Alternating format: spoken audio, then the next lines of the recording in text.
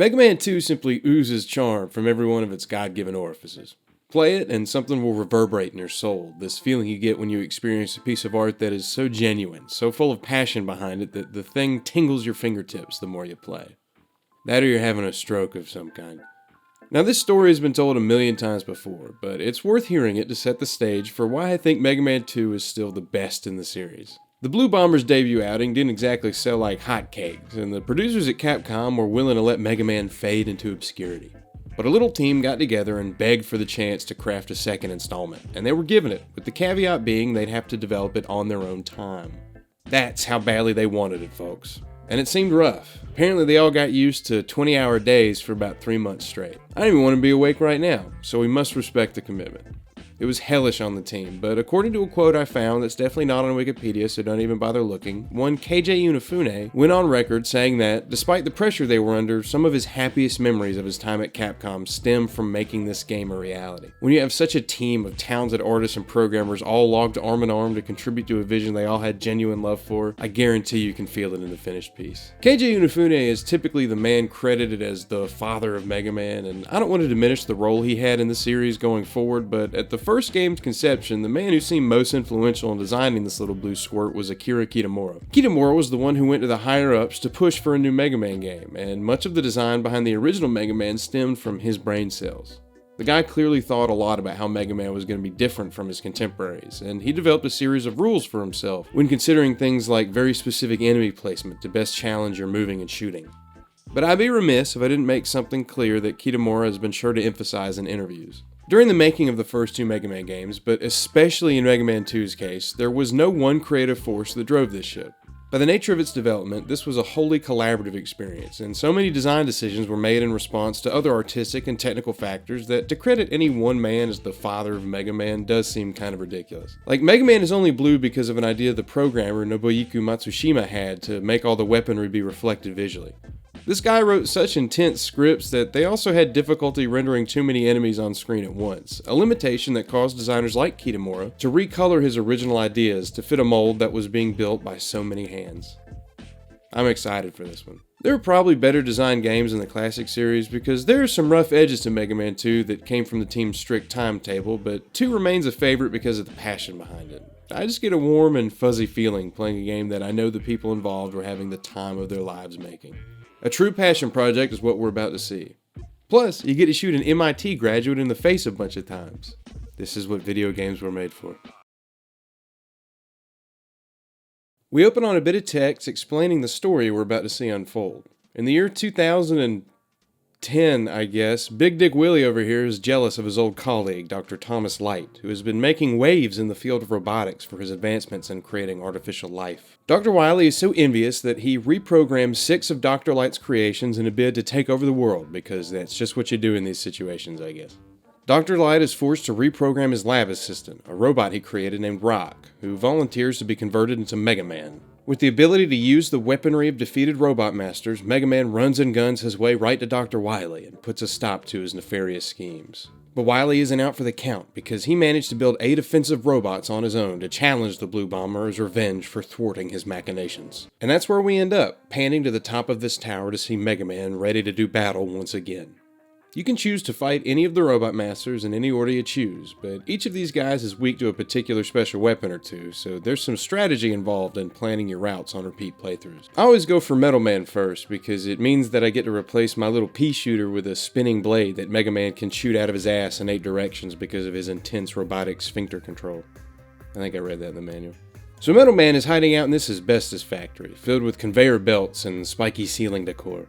There's also a free E-tank right over here. These things will refill your health in a pinch, so be sure to nab them when you can. Emphasis on that last part, by the way, because just a little further to the right is an E-tank you can easily get to, but need a special item to keep it without a mega suicide. Some cracks do show in some of the design decisions here, I must admit. Let's go ahead and cover one such crack, or blemish I suppose, because Mega Man's control isn't as tight as I would like it to be. He carries his momentum with him a little further than I'm comfortable with, slipping and sliding at the end of a button press. It just makes some of the tighter platforming segments send shivers down my spine. I don't even think it's ever actually caused any deaths, it just makes me nervous. So, what's Metal Man's deal? Well, he lost his Robo foreskin in an accident at the sawmill. This accident causes him to go insane, which was Dr. Wily's plan all along.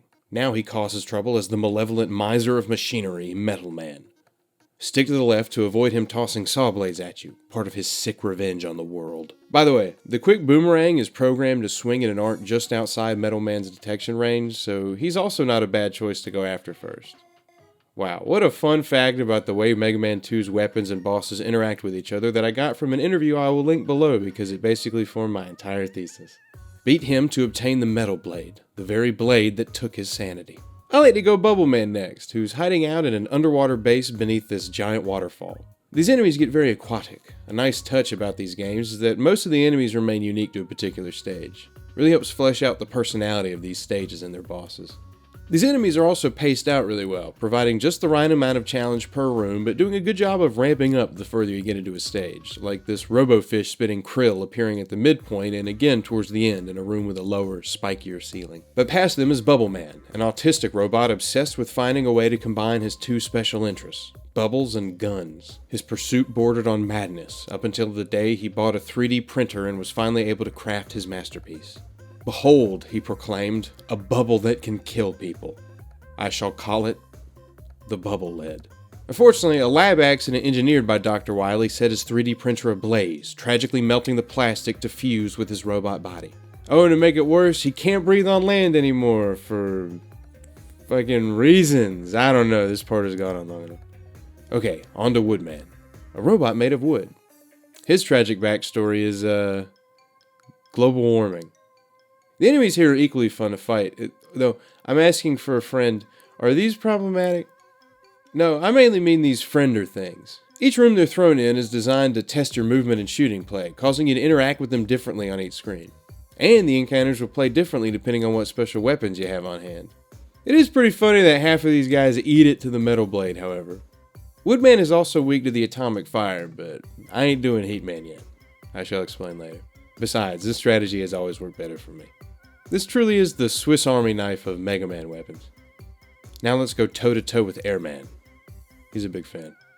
It was here I was going to make mention of the Metal Blade giving us jaundice, but as it turns out, Mega Man's face just is that color. Oh, to be a skin palette on the NES. Sickly. Now, to get to Airman, we have to traverse these platforms high in the sky, carefully riding robotic clouds and shooting down enemies obscured by actual clouds. You know, that part is a little rough, actually. But for the most part, the near constant bottomless pit does make this level pretty engaging. I've always had trouble timing my jumps to avoid Airman's air shooter, which I think is one of the reasons this guy has such a reputation. It's probably just a little too tight in what it's asking of me. Still, Woodman's leaf shield will make quick work of Airman when the dumbass hops next to you. Ooh, and it seems that on top of getting the air shooter, Dr. Light has finally finished Item 2. Brilliantly named. Also, I don't know why it took the genius who created synthetic life so long to build a rocket. Whatever, this is why we were waiting to go to Heatman. His stage has an obstacle I refuse to engage with without this thing. So yeah, let's go there next. What's Heatman's deal? Well, he's Italian. As you can see by the giant brick oven Wily built for him as his lair. I mean, that's not lava, that's piping hot marinara. Yeah, Dr. Wily saved this guy's life by rebuilding him after a tragic sauce-tasting accident. Unfortunately, Wily can only save him by turning him into a pizza oven. He's actually cool.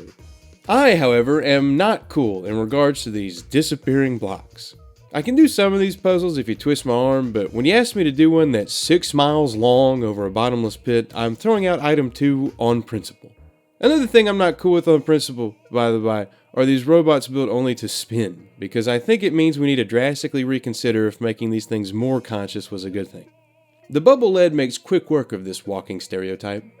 Oh, and if you wanted an easier time in this place, I'd recommend bringing the Crash Bomber to destroy these walls. Speaking of, in Crash Man's level, we're climbing through pipes and taking these platforms around paths that increase in length while avoiding those existential nightmares. You know, I really like how each level gets in the habit of reusing challenges, but with an added twist to bump up the difficulty, like those freaky platforms in Airman's stage that tested your dump timing on smaller platforms at differing elevations. It's really smart and sharp stuff from these boys. But again, there are some cracks, like this ladder section can have some nigh unavoidable attacks thrown your way. It's so long, in fact, we climb to the upper atmosphere, and if you get hit enough, you'll certainly feel that length. Crash Man was a veteran of the war in Afghanistan, a soldier without a purpose. When Wily offered to augment his body to serve in his holy conquest for robot liberation, Crashman wholeheartedly committed to this new altar on which he could serve a grander ideal. He has a smoking problem though, so the air shooter ignites him into sparkles. Don't make me do Flashman, please. I mean, what do you think he's guilty of? And he's got the time stop power. I mean, if you're that curious, Google it. I think it made headlines. Wily really outdid himself for this one. And his stage is kind of annoying too. Only in the sense that between the knockback and the ice physics, obliterating these enemies that will respawn if you slide too far away, well, it makes it a little difficult. In fact, bring item 2 here with you, so you don't have to juggle 2 of these potentially infinitely respawning pink gentlemen, or whatever they're called. Well, in poetic justice, we use the Metal Blade to take Flashman's foreskin. Mega Man seems to be dishing out a Punisher-like style of justice. Frankly, I feel this is within his character. Okay, final Robot Master. Time for Quick Man. Time indeed, because let me say up front, I know these lasers can be avoided without the time stopper, but it requires a degree of memorization that goes beyond what I can justify when the time stopper is right there. The time stopper is also Quick Man's weakness, but if you're like me, you probably won't have a lot of ammo for it by the time you get to him. But even at full blast, this Australian mercenary with 29 confirmed kills by boomerang under his belt, well, it will only drain half his health. Luckily, he has a secondary weakness to roadside bombs. I mean the crash bomber. He doesn't do well with them. Alright, at this point we've got all our special weapons and items 1 through 3 have been added to our arsenal. It's time to take the fight to the evil mastermind orchestrating this entire diabolical plot. Dr. Albert Richard Tricky Dicky Wily. Wily appears and taunts us by making a noise that encourages me to punch him in the throat before flying off to a real piece of real estate. What the hell? It's a damn shame he's able to keep that patent on the type of drone the US military uses to shoot missiles at hospitals. He's making a killing. So you're going to drop in and hear one of the most iconic pieces of music in the entire medium of video games. I've been waiting until now to bring up the soundtrack because Kitamura recounts a story regarding its production in that interview I mentioned earlier. Apparently he was worried by the first song sent in by composer Takashi. Apparently Tataeshi was creating songs that came out too laid back and quote-unquote cutesy sounding. Kitamura says he realized the issue. Tataeshi was only seeing the game in the still images the team would float his way for inspiration. So, to put him on a better track, Kitamura sent him notes of various set pieces and the feeling he wanted them to convey. Notes like, the excitement of being up in the sky, of teetering right on the brink, don't look down, or smash, crunch, crash, clank, the gears are turning. Kitamura then expressed the need to focus less on melodies and more on changes in rhythm to convey these feelings in-game, which ended up being quite the creative challenge for Tataeshi. But Kitamura says that the challenge meant Tataeshi really took ownership of the work, elevating it above just another work-for-hire project. He gushes over the final product, naming some particular early pieces that made it into the final game, but he remembers the day Tataeshi finally cracked it. I'll read from the interview directly here, quote, "And so one day, here's what happened. The usual pattern was I'd go into the sound room and check on how he was doing. But one day, very unusually, he called me in, grinning, and said, 'I just finished something awesome.' And that song was Wily Castle's Stage 1. Thanks to Shmewplations.com for the translation of this, by the way. Again, it's linked below. But hey, what a neat legend to attach to such a legendary song. Of course, the soundtrack as a whole is so good that I think it's elevated past best NES era music to simply best music in the medium. The team really did crack the code on how to make invigorating tracks with their own identities on such primitive hardware. And, if you couldn't tell, I have a soft spot in my cold, dead heart for stories of creatives working together to formulate a vision greater than any one of them. It's, dare I say, inspiring. I mean, if you're down to work with people. I'd kinda rather just stay home. Anyway, Wily 1 sounds great, but how is it to play? Well, it's the first stage to be designed around you having all your items, so that can provide a new level of challenge, as some sections force you to think about platforming in new ways. The section at the end, though, again, might be overtuned a bit too much in the direction of painful. Like, I feel even the hardest parts of Mega Man 2 are just asking a little too much of you, never anything dreadfully difficult to get through. Take down the xenophobic dragon with a weapon from a foreign land to put Wily Castle 1 in the rearview mirror. Now we're approaching the castle's inner workings, and perhaps feeling some of the strain on the design when it came to overloading me with spikes. At the end we fight a wall. By Wily 3 I have some issues. These spikes are impossible to get through without memorizing which direction you'll need to be holding. Thank God for unlimited continues. Any anger can be taken out on this Guts tank, who's also weak to the weapon from the land down under. By the way, yes, this is indeed Guts Man. Wily, the monster that he is, turned his sex slave over here into a giant tank he was going to put in his ass. Again, this can all be found in the manual. Wily 3 is purple. I don't know why. Ooh, but it also has fake floors indistinguishable from real ones, and those legless horrors that spit out attacks you can't avoid under low ceilings. This is a problem that bookends the level, methinks. I do like the reuse of these platforms you have to ride along a track, though now you've got a time where you'll stand more carefully, lest you be pushed into spikes. And that's the last positive thing there is to say about this level, because at the end we fight the Crash Bomber boss. I don't know what it's actually called. We fight another wall. It's basically a time puzzle with these orbs of ill intent spitting at you.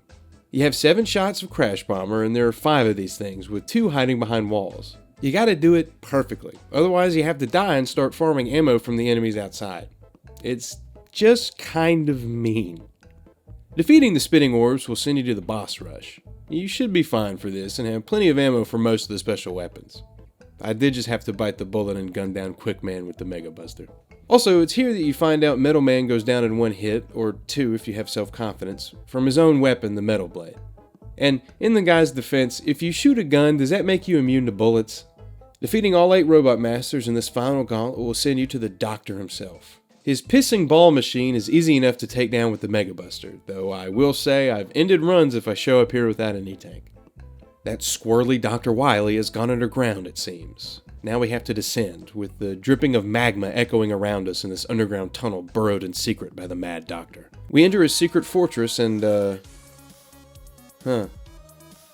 Big Dick Willie was an alien the whole time, I guess. That just kinda came out of nowhere.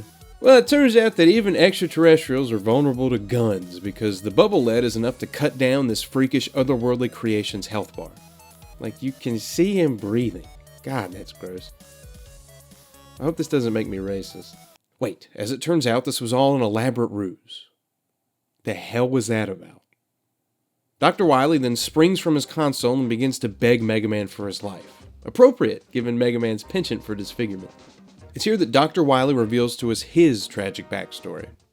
It turns out that Thomas Light used to give him swirlies in nerd school for begging the other lab coats to maybe dial it back on creating artificial consciousness and things that would basically exist to be a broom. Of course, the tragedy of the scientific community is that, no matter how horrifying the implications may be, almost any atrocity can be committed in the name of progress. So anyway, that's why he was bullied in college. Mega Man hears his plea, and feeling himself at some hinge point in human history with the very implications of Wily's warnings and the tides of progress that have begun to swell in the field of robotic consciousness, decides to side with his father and allow the advancements in synthetic life to continue unabated. Solemnly, he shoots Wily in the face off-screen before taking a year-long walk through the seasons to Soul Search, but also because he was really upset he didn't get to actually meet an alien. I said at the beginning that there are probably better designed games in the classic series, and I don't mean that. But I think the lack of polish is part of the charm of Mega Man 2. Other games would later refine the formula into something with sleeker level designs that have more time to cook. I mean, eventually, but these are all stories for other times. But Mega Man 2 has a scrappiness to it, a real creative heart that was beating to the tune of so many proud artists contributing their best under the time frame they were given.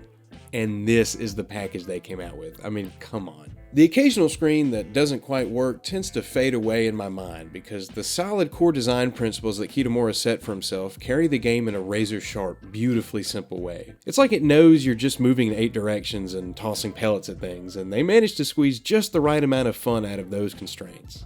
If you're interested in some of the specific design cues, for those of you inclined to game design, I would encourage you to check out that interview.